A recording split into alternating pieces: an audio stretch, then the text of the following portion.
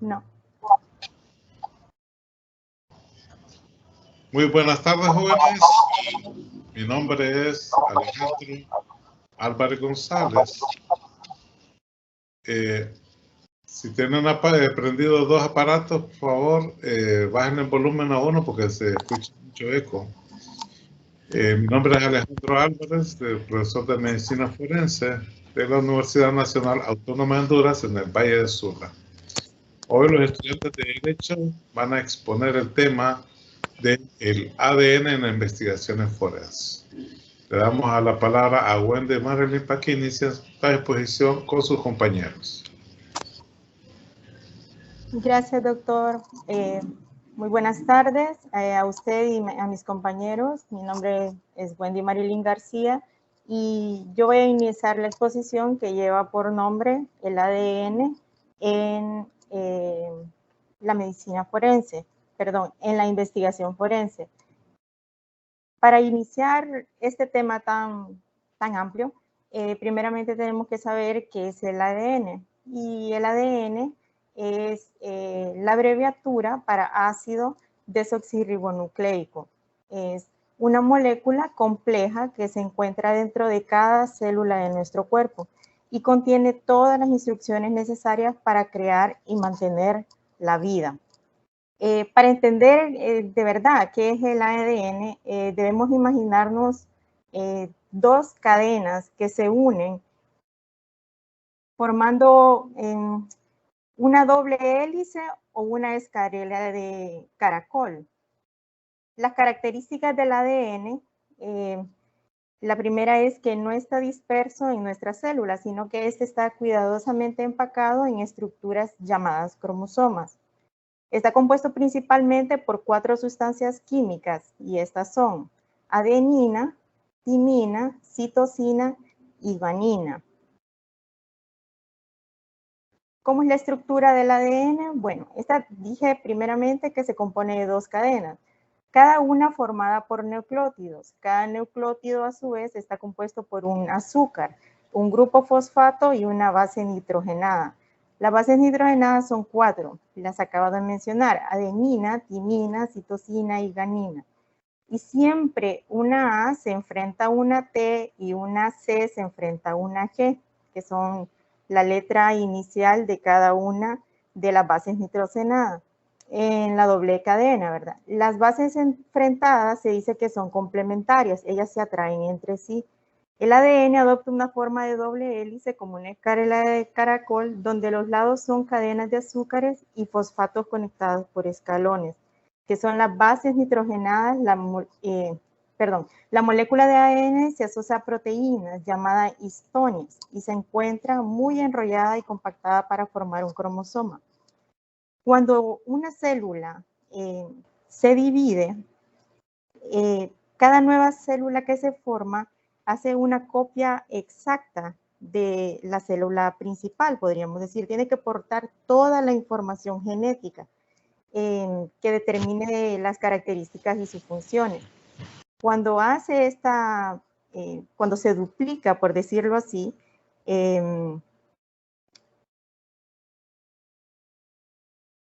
permítanme. Creo que Cuando esta se duplica, se separa en 2 cadenas y en este proceso se deja prácticamente una hebra vieja y se crea una hebra nueva. ¿Cuál es la función del ADN? La principal es almacenar toda la información posible de lo que lo componen las células, como las proteínas y las moléculas de ARN.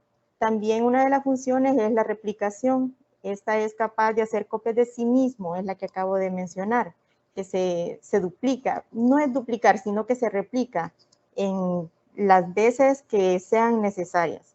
Se codifica. La codificación de las proteínas adecuadas para cada célula se realiza gracias a la información que provee el ADN de todos los seres vivos. El metabolismo celular es otra de las funciones, interviene con el control del metabolismo celular que ayuda al ARN y mediante la síntesis de proteínas y hormonas. La mutación es otra. Nuestra evolución como especie está, permítanme, Bueno, la mutación es otra de las funciones donde nuestra evolución como especie está constantemente evolucionando, ¿verdad? Valga la redundancia. Y esto se da por la función de mutación del ADN. También la diversidad biológica responde a esta capacidad. Podemos decir también que el ADN es el mapa genético de todo ser vivo. Nuestro cuerpo está formado por distintos sistemas, el respiratorio, el circulatorio, los que hemos visto en la clase. Y todos ellos llevan a cabo distintas funciones que actúan en forma organizada para mantenernos con vida. La célula del corazón no realiza las mismas funciones que las células del hígado. Y si nuestro cuerpo es el fruto de la unión de solo dos células, por ejemplo, el espermatozoide del padre y el óvulo de la madre, ¿cómo es posible que tengamos tantísimos tipos de células diferentes que llevan a cabo distintas funciones? La respuesta vuelve a estar en el ADN. El genoma contiene toda la información necesaria para llegar al lugar a células con funciones tan dispares como las de una neurona o las de una célula muscular. Incluso tiene la información que determina nuestro sexo. Ahora le doy la palabra a nuestra compañera Fiorella.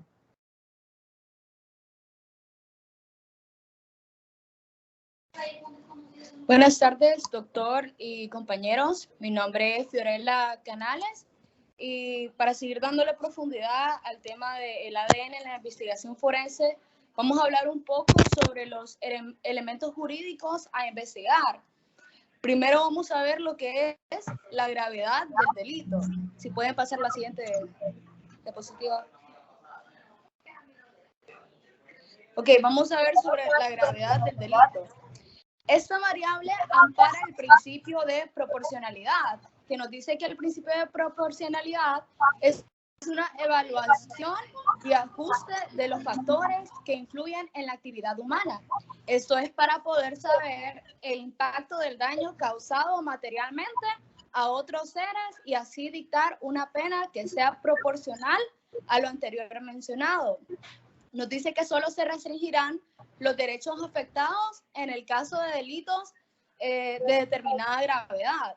Los perfiles de ADN que pasan a conformar la base de datos proceden de delitos que llevan aparejadas penas de determinada entidad.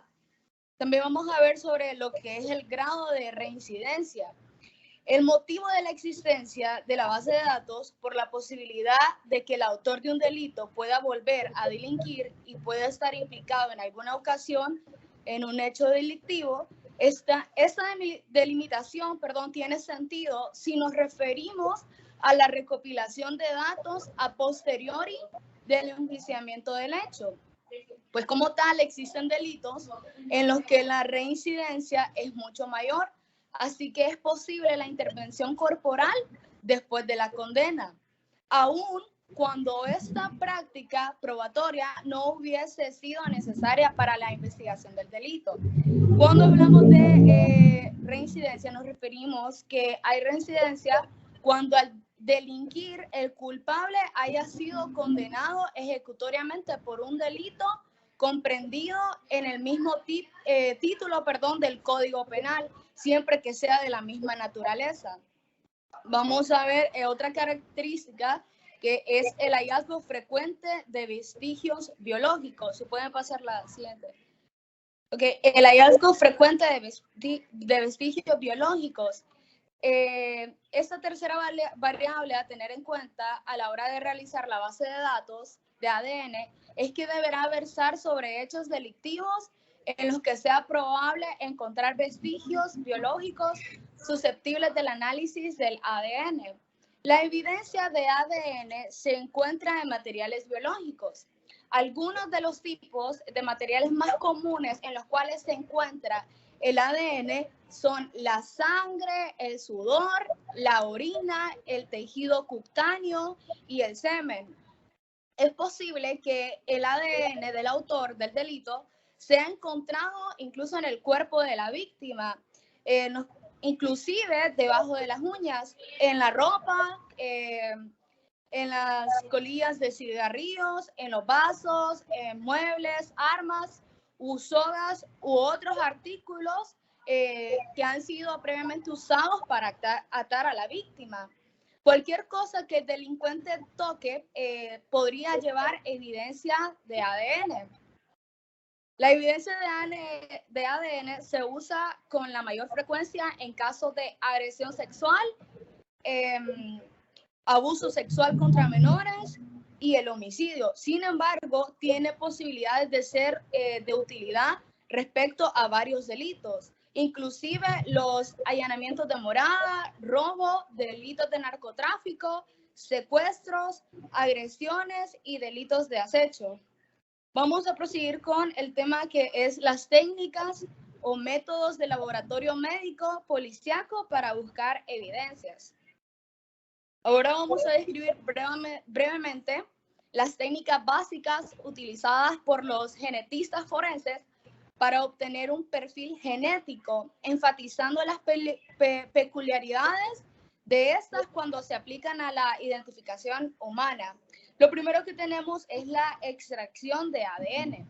En general, todas las técnicas de biología molecular comienzan obteniendo el ADN molde. Sin embargo, lo excepcional en genética forense respecto a otras áreas como biomedicina y en que se puede considerar un arte es que los forenses obtienen ADN de una infinidad de fuentes biológicas, muchas veces no imaginadas, tales como chicle, manchas como en el pintalabios, una taza, una botella con agua, incluso un pasamontañas, restos calcinados, un rastrillo, un cepillo de dientes, etcétera, etcétera.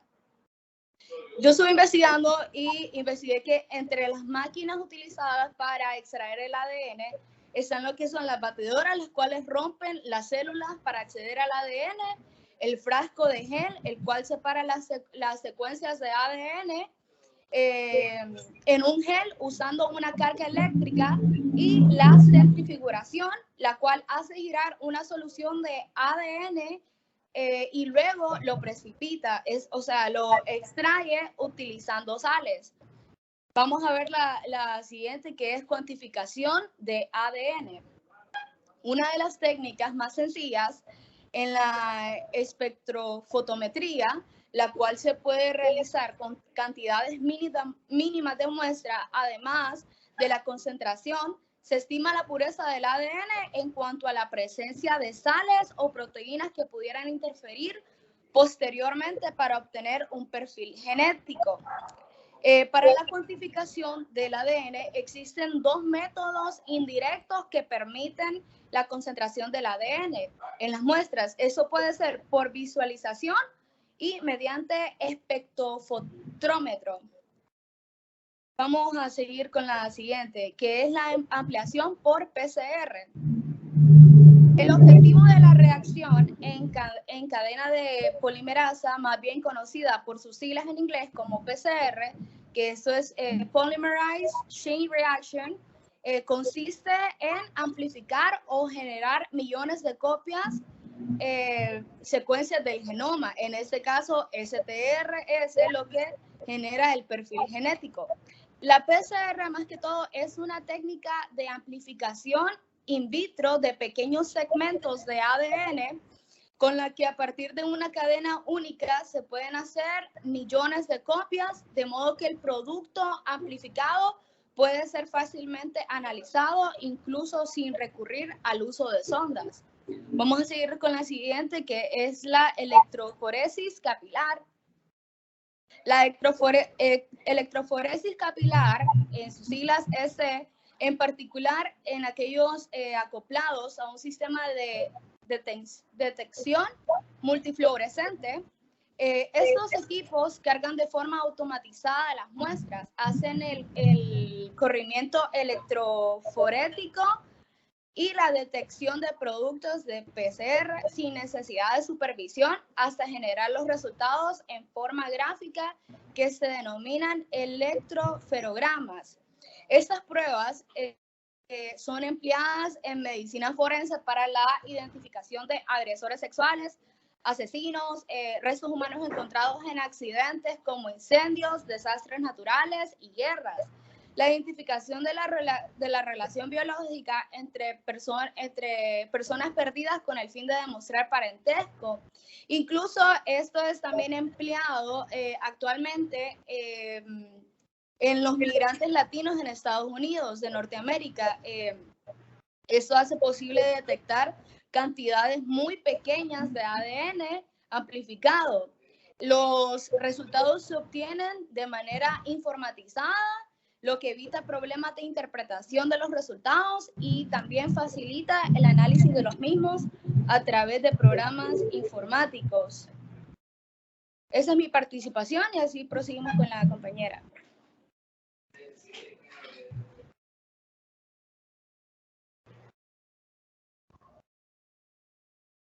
Buenas noches, compañeros. Buenas noches, doctor. ¿Me escuchan bien? Sí. Ahora vamos con lo que es la evidencia. Ok, gracias.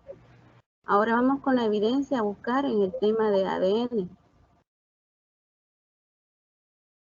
La suma de varios pequeños detalles es lo que acaba en muchas ocasiones por resolver la gran pregunta de un crimen. ¿Quién es el asesino? Pero para llegar a desvelar esta incógnita, todos los agentes investigadores deben centrarse también en las evidencias, que pueden dar respuesta a otras tres grandes preguntas o cuestiones, como cuándo y por qué se acabó en la vida de la víctima. A la hora de investigar un crimen distinto, profesionales de diversas especialidades son llamados para formar parte de la investigación, teniendo en cuenta siempre que el más mínimo error puede entorpecer e incluso desviar la dirección de la misma. Y es que es fundamental que todos ellos sigan una serie de pasos de forma exhaustiva para resolver el caso y así poder atrapar el verdadero culpable.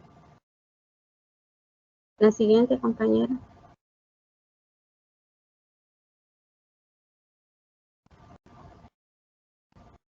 Lo primero que hay que hacer al llegar al lugar de los hechos es delimitar la escena para evitar que ésta se contamine y que nada salga de ella, de lo que se encarga las fuerzas de seguridad del Estado hasta la llegada de la policía científica. Una vez en la zona delimitada, la policía científica realizará una investigación, una inspección ocular en busca de indicios y evidencias.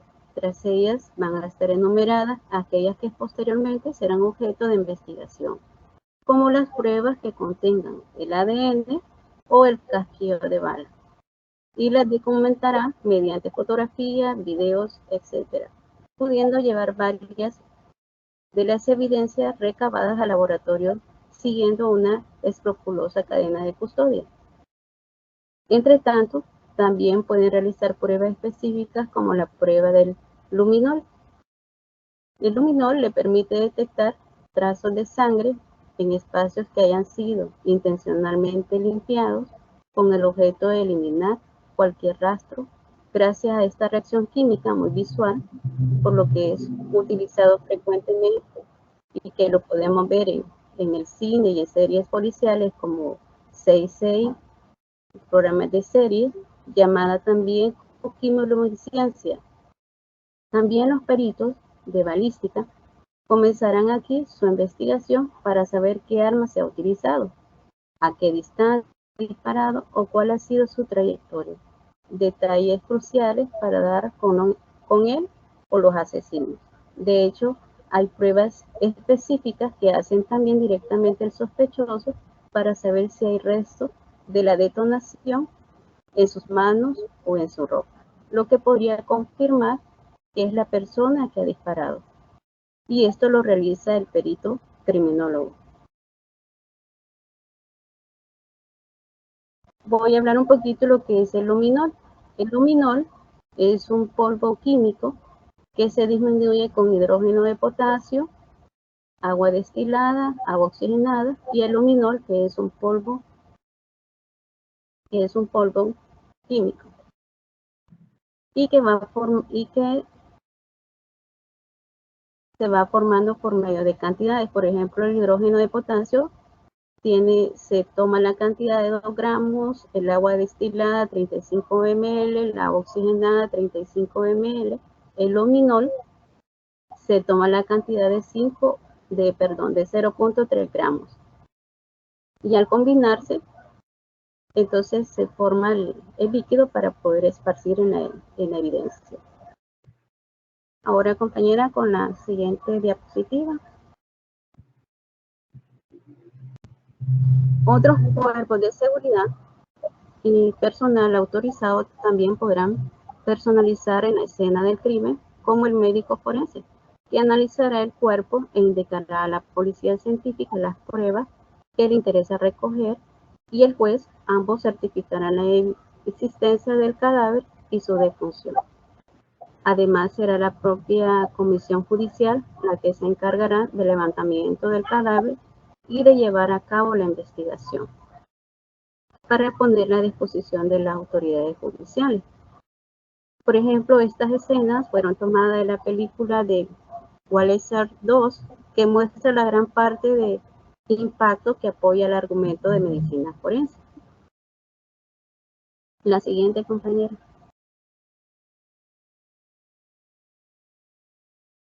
Por ejemplo, aquí las personas están analizando la escena. La siguiente, por favor.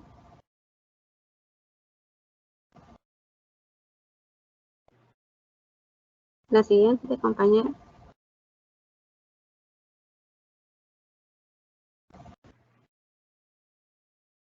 Aquí se observa, aquí el médico forense es el que hace la investigación del cadáver.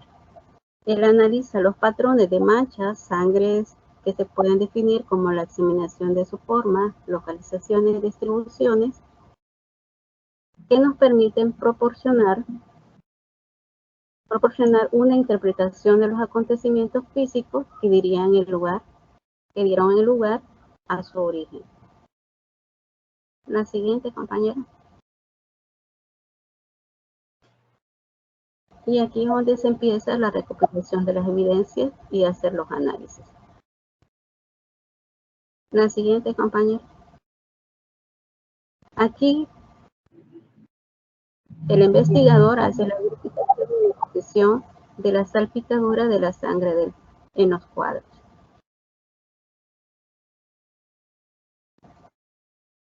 La siguiente, compañera. Ahora vamos lo que son el análisis de patrones de mancha de sangre. Los patrones de mancha de sangre se dividen en 3: manchas masivas, manchas de salpicadura y manchas modificadas. Las manchas, está la mancha de gota, que se divide en estática y dinámica. Está la mancha de patrón de flujo, la mancha de transferencia y la mancha de polo, charco. Están las manchas de salpicadura, el patrón de impacto, que es la proyección de baja velocidad, media velocidad, alta velocidad, y el patrón de la sangre arterial. Están las manchas modificadas, el patrón de limpieza, la mancha de coágulo, la mancha de insecto y el vacío. Esta investigación la hace el hematólogo forense. La siguiente, compañera.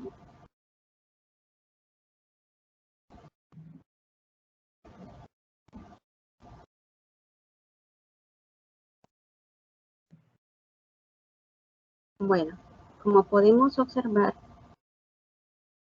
aquí hay en las imágenes las manchas de gota. Primer, morfología. ¿Qué es morfología? Morfología es el que estudia las formas externas e internas de la estructura de los seres humanos, sus transformaciones y las causas de las que la determinan. Y la anatomía es la que estudia la estructura de los seres vivos, es decir, la forma, topografía, la ubicación y la relación entre sí de los órganos. Ahora, la mancha de gota está estática y dinámica.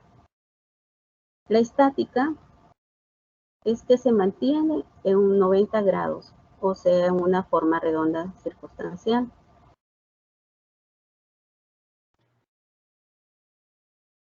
¿Cuándo cambia dinámica? Cambia cuando el ángulo es más agudo y cuando es menos de 90 grados, por ejemplo, de 25, 45, 75 grados.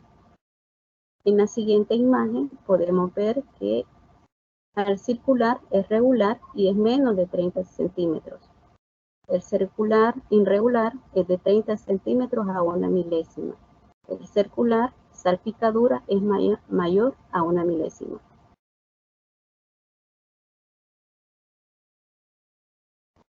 La siguiente, compañera. Compañera, la siguiente. Bueno, si podemos observar, esta es la regla medidora que mide la gota de sangre. Si la caída de 30 centímetros, el ángulo se mantiene a 90 grados. En la segunda gota, si la más o menos de 30 centímetros a 100 centímetros, se mantiene a 90 grados. El tercero de la gota, si es más grande la caída, a más de 100 centímetros, igual se mantiene a 90 grados. Lo que variable es la altura, lo que define como si es una mancha estética va a cambiar a su circunferencia. Por ejemplo, en la siguiente imagen nos muestra que la mancha de sangre de 90 grados es una superficie de un papel de 30 centímetros de distancia. Se aprecia el diámetro de la mancha de 15 a 16 milésimas. Aquí se trata de medir el diámetro. Entre más alto es, va a ir aumentando el diámetro en la anchura de la gota.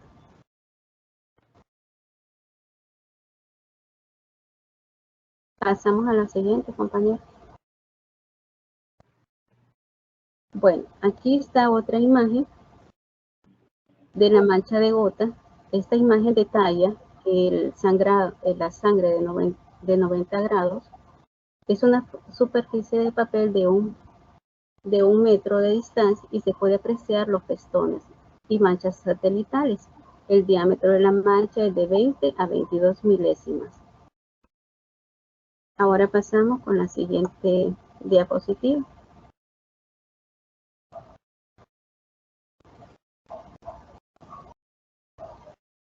En esta son las manchas de gotas dinámicas, que son el hipoxidea. Esta imagen es cuando una persona está herida y puede estar caminando y se va formando las gotas de sangre en forma de hipoxidea. Lo que se mide es la longitud de la distancia entre dos puntos y va disminuyendo la anchura en el rastro de las gotas de sangre. Pasamos a la otra, compañera.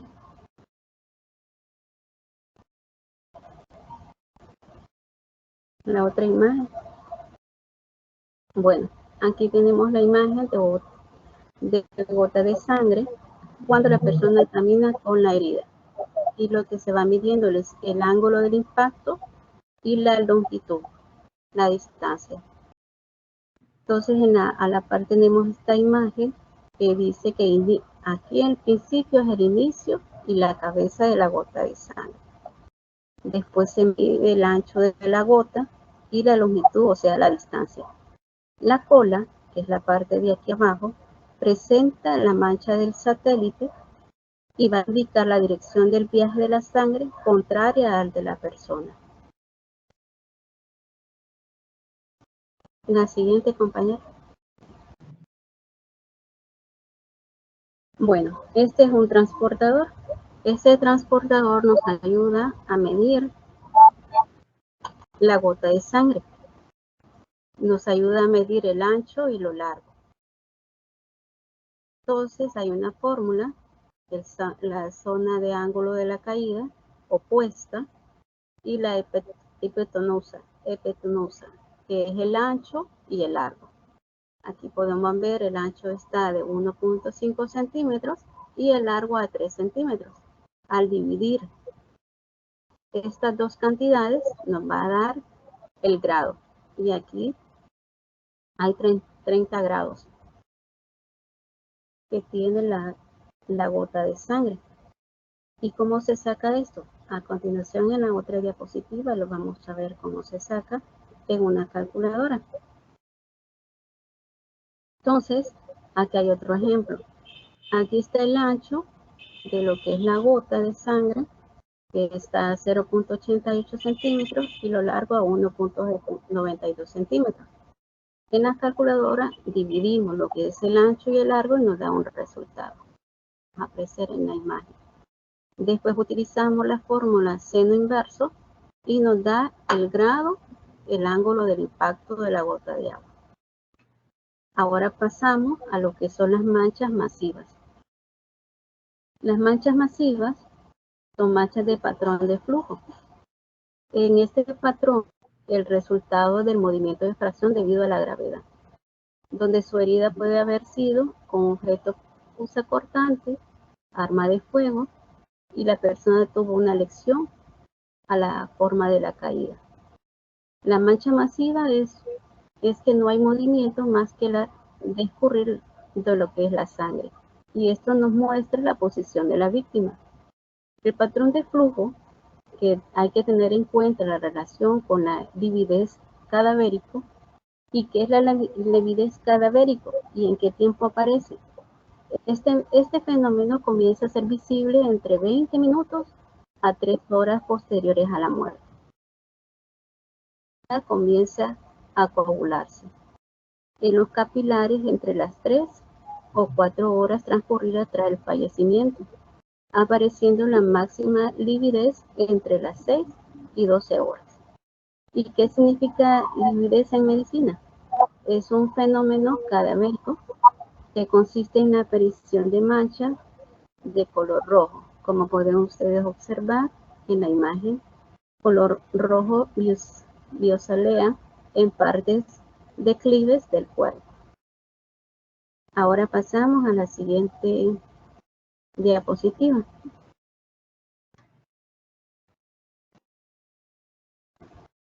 Aquí tenemos nuevamente las manchas, pero de transferencia, siempre en la escala de manchas masivas. Este es el resultado del contacto del cual objetos de la superficie, la información del objeto. Nos muestra la marca del objeto. Por ejemplo, la figura del zapato, el pie y la mano. La siguiente, compañera. Ahora tenemos lo que son las manchas masivas, manchas de Paul, charco, que es sangre en sangre. Esta se origina a partir de la acumulación de sangre en un área determinada, en la posición que quedó la víctima al ser matada. Seguimos con la siguiente, compañera, diapositiva, que ya estamos hablando ya con las manchas de salpicadura o sangre proyectada. Estas manchas, producidas debido a un impacto en una matriz de sangre o presentación de fuerza externa, por ejemplo, están las manchas de salpicadura, el patrón de impacto y el patrón de sangre arterial. Hay que tener en cuenta que la dispersión de la sangre va a estar en la relación de la fuerza del movimiento y la gravedad. Otro factor principal es la elección de la presión arterial, que va a dar una acumulación de sangre a una transferencia de una versatilidad superior en este patrón. O sea, el patrón de sangre arterial es que influye mucho porque al haber mayor proporción de volumen de sangre en la superficie, la forma angulada por la fuerza de la dirección o de presión que va a haber en el caso de la zona arterial. La siguiente, compañera. Está la mancha de salpicadura o sangre proyectada. Esta mancha de salpicadura es la posición de la víctima. La salpicadura del arma huele a la gravedad del movimiento. Esta es originada a partir de la acumulación de la sangre en un área determinada. La siguiente, compañera. Ahora vamos lo que es la mancha de salpicadura de sangre proyectada en el patrón de impacto o llovizna. Este patrón de mancha de sangre que produce la sangre reducida a una pulverización de microgotas debido a la fuerza de aplicada. Esta nos dice que entre más baja sea la velocidad del impacto, mayor será el diámetro de la gota de sangre. Y aquí hay un ejemplo en la imagen, que es la proyección baja velocidad. La velocidad está de 1.5 milésimas por segundo y la mancha del diámetro no va a ser mayor de 3 milésimas.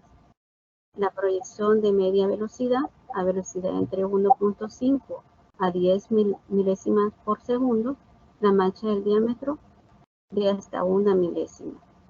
La proyección de la alta velocidad es la velocidad por encima de 3 milésimas por segundo, que es la mancha en gotículas, o sea que son gotas pequeñas. Pasamos a la siguiente, compañera. Ahora vamos con las manchas salpicaduras, sangre proyectada, pero ahora con el patrón de sangre arterial. Hay que tomar en cuenta que este análisis se va a ser reflejado al momento que realice la autopsia. Esta mancha, si es ocasionada por una cortada, tener en cuenta que será medido por el patrón de sangre arterial. La cantidad de sangre de una persona está relacionado entre la edad, el peso, el sexo y la altura. Un adulto tiene entre 4.5 y 6.0 litros de sangre en su cuerpo. ¿Cómo se calcula la cantidad de sangre del cuerpo? Bueno, la sangre se multiplica, los 70 cc de sangre que mide, se multiplica por los kilos. Por ejemplo, si una persona pesa 70 kilos, se multiplica por 70 cc y el resultado nos da 4.9 cc, que son los litros de sangre. ¿Cuántos litros de sangre hay en el cuerpo de una mujer? Por ejemplo, en el hombre suele tener de 4.25, 0.67 litros, mientras que la mujer tiene alrededor de 4.25 litros.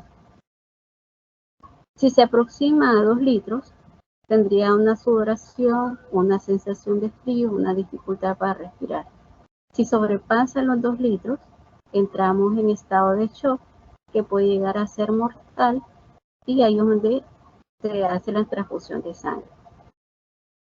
La particularidad de esta ondulación formada por la pulsación, esta característica importante que debe tener en cuenta es la cantidad de sangre encontrada, por lo general grande. La siguiente, compañera.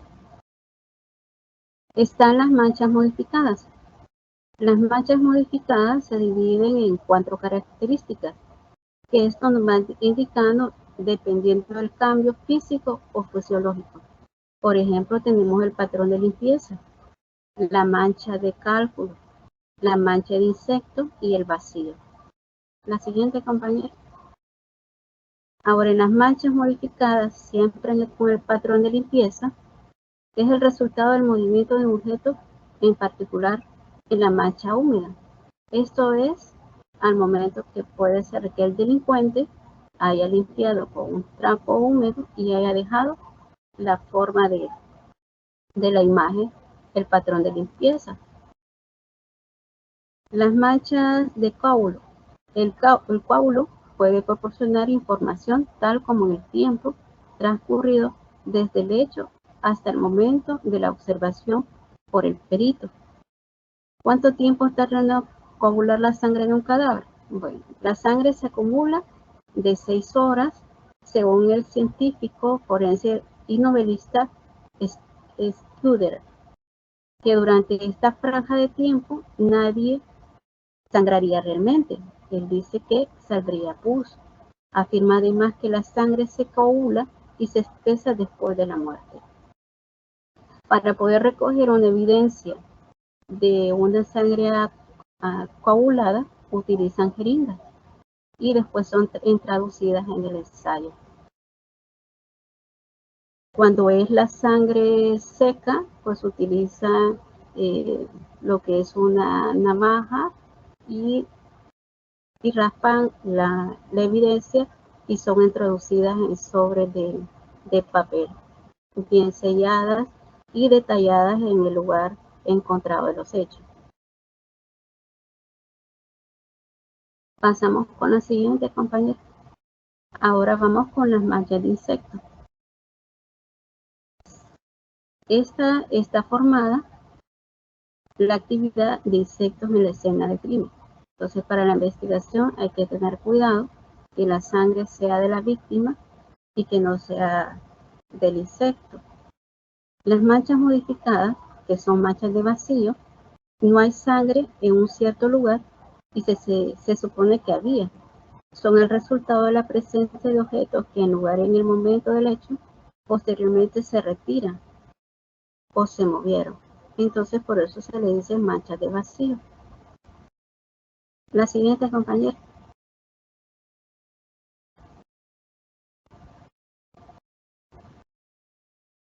Ahora vamos con los patrones de mancha de sangre. Esto nos ayuda a hacer la dirección de la sangre y cómo se observa. Aquí, como los patrones de secuencia ordenada, que se pueden tener el ángulo de impacto y el origen de donde se inicia.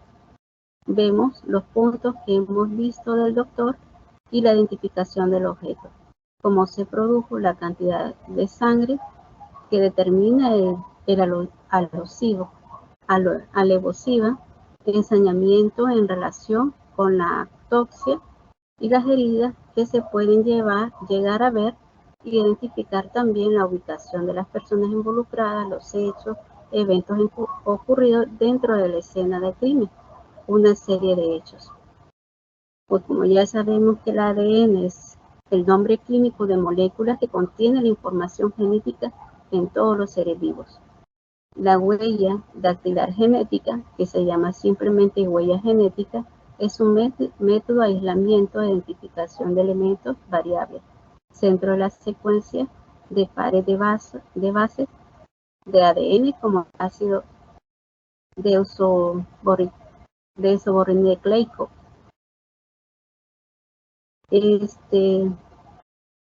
También hay que mencionar que cuando hablamos de alevosía es cuando la persona comete cualquiera de los delitos contra la persona. La siguiente, compañera.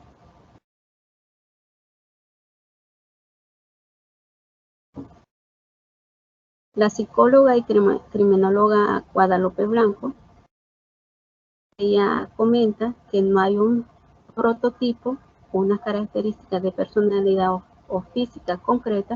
Cualquier persona en una situación de amenaza puede convertirse en agresor. La siguiente, compañera. Ahora vamos lo que es el Código Penal. Los delitos relativos a la manipulación.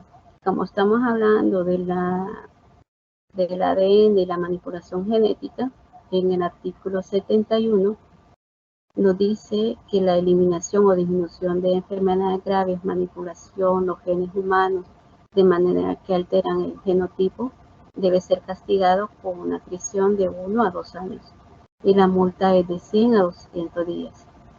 Cuando el embrión resulta de una conducta prevista en el párrafo anterior, se implementa en una mujer y se desarrolla, debe imponerse una pena de prisión de 2 a 4 años y con una multa de 100 a 500 días. Y para efectos que se entiende con la finalidad terapéutica, aquella que tiene por objeto curar una enfermedad que tiene su origen una alteración genética o evitar que se transmite a la descendencia. Cualquiera de estas técnicas asistidas con la inseminación artificial, fertilización in vitro y otras técnicas de la reproducción realizadas con consentimiento se excluyen de este tipo penal, o sea que no se tomarán en cuenta. Ahora vamos con la siguiente, compañera. Ahora el delito contra la vida. Cuando es homicidio, ¿quién da muerte? El homicidio, su pena de prisión es de 15 a 20 años. Cuando es asesinato, en el artículo 193, nos dice que concurrido a la alevosía, el castigo de la pena es de 20 a 25 años. Transcurrido esa circunstancia de, por ejemplo, cuando es mandado a que lo maten, ya sea por un precio, recompensa o promesa remuneraria, la pena de prisión es de 25 a 30 años. Cuando es parricidio, quien mata, en el código anterior hablaba solo de las descendencias de línea recta, ya en este código nuevo habla de ascendentes y descendentes, a su cónyuge o a personas con las que ha agraviado mantenga una relación estable de análoga naturaleza a la anterior. Debe ser castigado de 20 a 25 años. Y se aumenta a 1/3 cuando la muerte se hace referencia y este produzca concurriendo alguna de las circunstancias señaladas para el asesinato.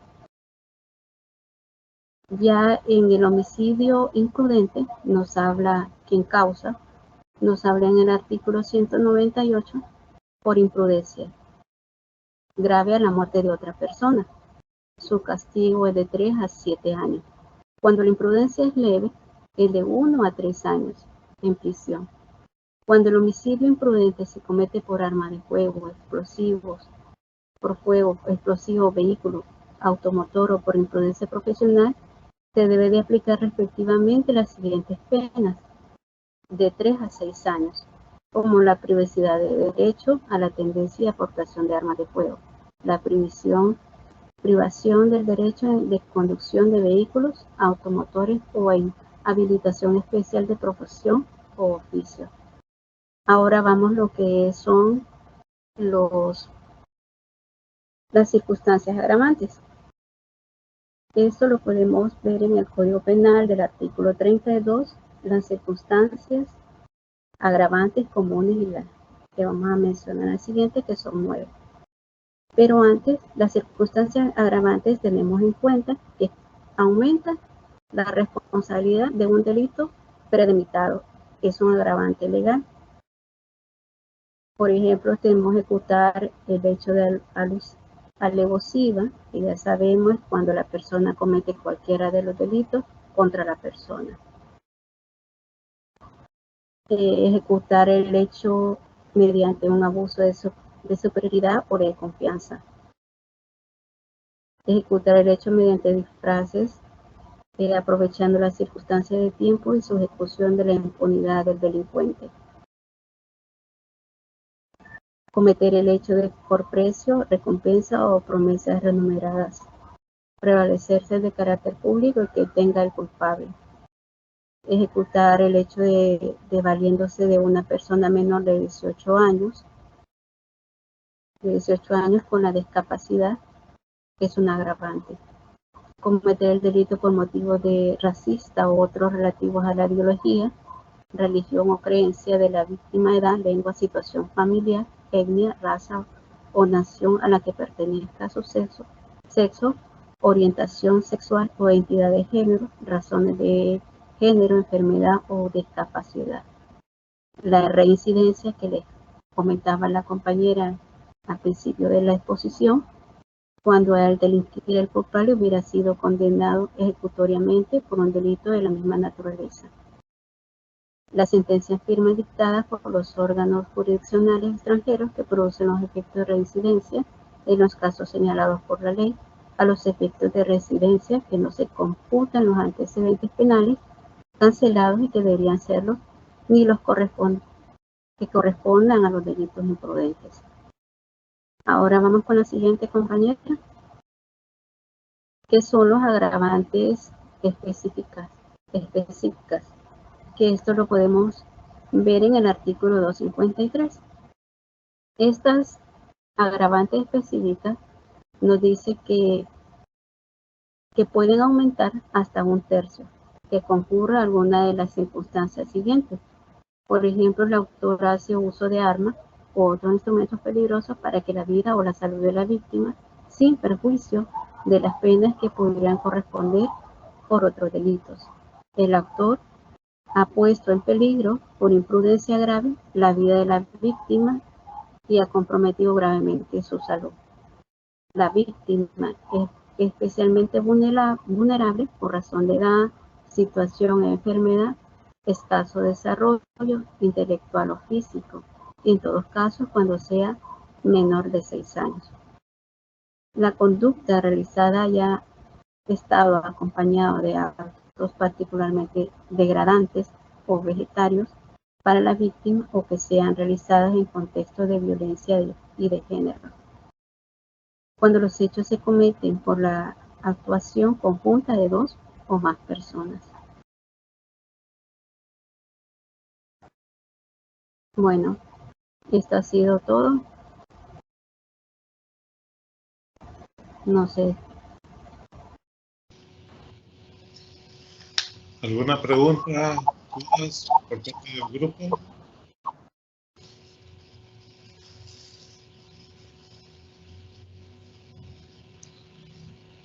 Bueno, quiero felicitar al grupo. Ha sido una exposición muy buena. Incluso dieron el análisis de las manchas de sangre en la escena de los hechos y explicaron bien lo del ADN. Lo único malo que no dejaron el tiempo suficiente para hacer preguntas. Ya estamos en hora de cerrar la sesión, pero solo le puedo hacer una pregunta. Hablaron de que el ADN se utiliza en los diferentes tipos de homicidios. ¿En qué otros casos se puede utilizar el ADN?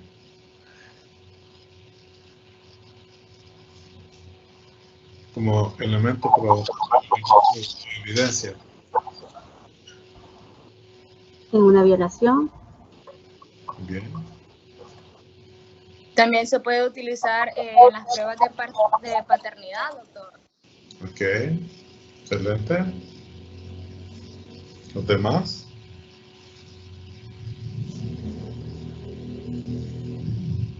Wendy, ¿en qué otro caso?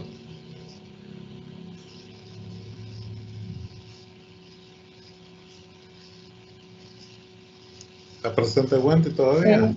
Sí, doctor, ¿me escucha? Es que tengo problemas con los audífonos, no me funcionaron esta vez. Sí, creo que otro de los delitos, bueno, la verdad es que en cuestiones del ADN, como está presente en todo, creo que aplica para cualquier delito. De hecho, la compañera Fiorella mencionaba que en cuestiones de narcotráfico, en hurto, en robo, cuando hablamos de delitos, ¿verdad? Ya cuando son cuestiones de, ella mencionaba pruebas de paternidad, puede ser también para,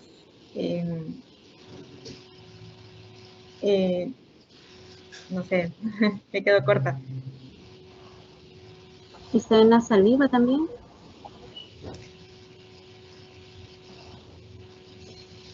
Ha habido casos en Estados Unidos que demandas alimentarias, no hablando de hijos, padres, sino que por intoxicación alimentaria se tiene que hacer el ADN, porque empezó una de demandas a empresas de productos alimentos y que hubo una intoxicación, y esa intoxicación generó una demanda y iba una tras otra y tras otra.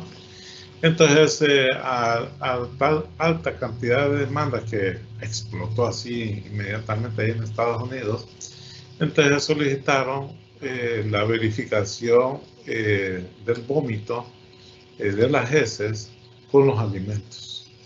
Y entonces se utilizaba el ADN para verificar que realmente ese vómito y esa diarrea era por parte de los alimentos que habían comido. Entonces le hacían a los alimentos, a las verduras, a las ensaladas, el ADN, para verificar que era de esa empresa, ¿sí? Y así entonces empezaron a bajar las demandas, porque había un montón de demandas que eran falsas, ¿sí? Miren, hasta esas cosas hemos llegado, ¿sí? Bueno, jóvenes, por falta de tiempo no seguimos, pero si ustedes me autorizan a publicar esta grabación, pues sería muy bueno para los demás estudiantes y próximos estudiantes. Hay mucha información sobre el análisis de la mancha de sangre en la cena. Muy bien, excelente. Más lo del ADN. Nos vemos entonces el día lunes con la siguiente exposición. Felicidades, jóvenes. Gracias. Gracias. Muchas gracias, doctor. Gracias, doctor. Gracias, doctor. Buenas noches. Buenas noches. Gracias. Buenas noches.